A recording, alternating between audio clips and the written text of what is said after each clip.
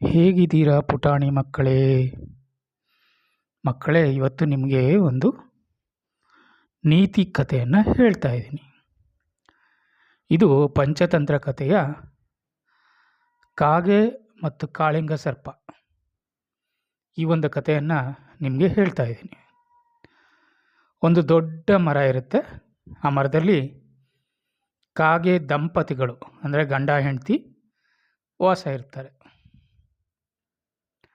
ಅವರು ಪ್ರತಿ ಸಾರಿ ಮೊಟ್ಟೆ ಇಟ್ಟಾಗ ಅವರು ವಾಸವಾಗಿದ್ದ ಮರದ ಕೆಳಗಡೆ ಒಂದು ಹಾವಿನ ಬಿಲ ಇರುತ್ತೆ. ಆ ಬಿಲದಲ್ಲಿ ಒಂದು ವಿಷಕಾರಿ ಕಾಳಿಂಗ ಸರ್ಪ ವಾಸ ಆಗಿರುತ್ತೆ. ಆ ಕಾಳಿಂಗ ಸರ್ಪ ಏನು ಮಾಡುತ್ತೆ ಅಂದರೆ, ಈ ದಂಪತಿಗಳು ತಮ್ಮ ಗೂಡಲ್ಲಿ ಮೊಟ್ಟೆಯನ್ನು ಇಟ್ಟಾಗ ಆ ಮೊಟ್ಟೆಯನ್ನು ಮರದ ಮೇಲೆ ಹತ್ತಿ ಎಲ್ಲ ಮೊಟ್ಟೆಗಳನ್ನು ಆ ಒಂದು ಕಾಳಿಂಗ ಸರ್ಪ ತಿಂದ್ಬಿಡ್ತಾ ಇರುತ್ತೆ. ಪ್ರತಿ ಸಾರಿನೂ ಇದೇ ರೀತಿ ಆಗ್ತಾ ಇರುತ್ತೆ. ಇದರಿಂದ ಕಾಗೆಗಳಿಗೆ ತುಂಬ ದುಃಖ ಆಗುತ್ತೆ. ಒಂದು ದಿನ ಆ ಕಾಗೆ ತನ್ನ ಸ್ನೇಹಿತ ಒಬ್ಬ ಇರ್ತಾನೆ. ಆ ಸ್ನೇಹಿತ ಯಾರು ಅಂದರೆ ನರಿ. ಆ ನರಿಗೆ ತನ್ನ ದುಃಖ ಎಲ್ಲ ಹೇಳ್ಕೊಳ್ಳುತ್ತೆ. ಆಗ ಬುದ್ಧಿವಂತ ನರಿ ಒಂದು ಉಪಾಯ ಹೇಳುತ್ತೆ. ನೀವು ಈ ಒಂದು ಕಾಳಿಂಗ ಸರ್ಪವನ್ನು ಬಲದಿಂದ ಅಂದರೆ ಶಕ್ತಿಯಿಂದ ಎದುರಿಸೋಕ್ಕೆ ಅಥವಾ ಗೆಲ್ಲೋಕ್ಕೆ ಆಗಲ್ಲ, ಆದರೆ ಬುದ್ಧಿವಂತಿಕೆಯಿಂದ ಗೆಲ್ಲಬಹುದು ಅಂತ ಒಂದು ಉಪಾಯನ ಹೇಳ್ಕೊಡುತ್ತೆ.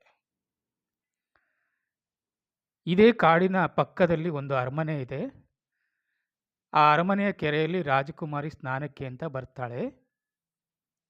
ಬಂದಾಗ ಅವಳು ಸ್ನಾನ ಮಾಡೋಕ್ಕಿಂತ ಮುಂಚೆ ತನ್ನ ಆಭರಣಗಳನ್ನು, ಹಾರಗಳನ್ನು ನದಿ ತೀರದಲ್ಲಿ ಇಟ್ಟಿರ್ತಾಳೆ. ನೀವೇನು ಮಾಡಬೇಕು ಅಂದರೆ, ಕಾಗೆಯೇ ನೀನು ಹಾರಿ ಹೋಗಿ ಒಂದು ಬಂಗಾರದ ಹಾರವನ್ನು ನಿನ್ನ ಬಾಯಲ್ಲಿ ಕಚ್ಚಿಕೊಂಡು ಹಿಡ್ಕೊಂಡು ಅಲ್ಲಿರುವಂಥ ಭಟರಿಗೆ ಕಾಣುವಂತೆ ನಿಧಾನವಾಗಿ ರೆಕ್ಕೆಯನ್ನು ಬಡಿಯುತ್ತಾ ಬಂದು ಆ ಕಾಳಿಂಗ ಸರ್ಪ ವಾಸವಾಗಿರುವಂಥ ಬಿಲದೊಳಗಡೆ ಹಾಕ್ಕೊಡ್ಬೇಕು ಅಂತ ಹೇಳ್ಕೊಡುತ್ತೆ. ಸೊ ಕಾಗೆ ಅದೇ ರೀತಿ ಹೋಗಿ ಆ ಕೆರೆಯ ಪಕ್ಕದಲ್ಲಿ ರಾಜಕುಮಾರಿ ಸ್ನಾನ ಮಾಡೋಕ್ಕೆ ಹೋದಾಗ ಇಟ್ಟಂಥ ಆಭರಣಗಳನ್ನು ಒಂದು ಸರವನ್ನು ಎತ್ತಿಕೊಂಡು ಅಲ್ಲಿರುವಂಥ ಭಟರಿಗೆ ಕಾಣುವಂತೆ ಹಾರಿಕೊಂಡು ಬಂದು ಅದನ್ನು ಹಾವಿನ ಬಿಲದೊಳಗೆ ಹಾಕುತ್ತೆ. ಇದನ್ನು ಹಿಂಬಾಲಿಸಿ ಬಂದಂಥ ರಾಜಭಟರು ಏನು ಮಾಡ್ತಾರೆ ಅಂದರೆ, ಮೊದಲನೇದಾಗಿ ಆ ಬಿಲವನ್ನು ಅಗೆದು ತೆಗೆಯುತ್ತಾರೆ. ತೆಗೆದು ನೋಡಿದಾಗ ಅಲ್ಲಿ ಕಾಳಿಂಗ ಸರ್ಪ ಇರುತ್ತೆ. ಆ ಕಾಳಿಂಗ ಸರ್ಪವನ್ನು ನೋಡಿ ಅದನ್ನು ಚೆನ್ನಾಗಿ ಹೊಡೆದು ಕೊಂದು ಹಾಕ್ತಾರೆ. ಕೊಂದಾಕಿ ಅಲ್ಲಿರುವಂಥ ಆಭರಣವಾದನ್ನು ತಗೊಂಡು ರಾಜಕುಮಾರಿಗೆ ಕೊಡ್ತಾರೆ. ಹೀಗೆ ಆದ ಮೇಲೆ ಆ ಕಾಗೆಯ ದಂಪತಿಗಳಿಗೆ ಬಹಳ ಖುಷಿಯಾಗುತ್ತೆ.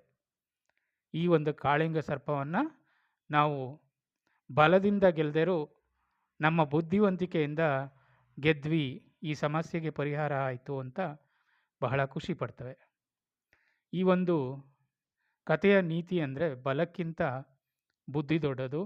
ಸಂಕಷ್ಟದಲ್ಲಿ ಬುದ್ಧಿವಂತಿಕೆ ಉಪಾಯಕ್ಕೆ ಬರುತ್ತದೆ ಮಕ್ಕಳೇ.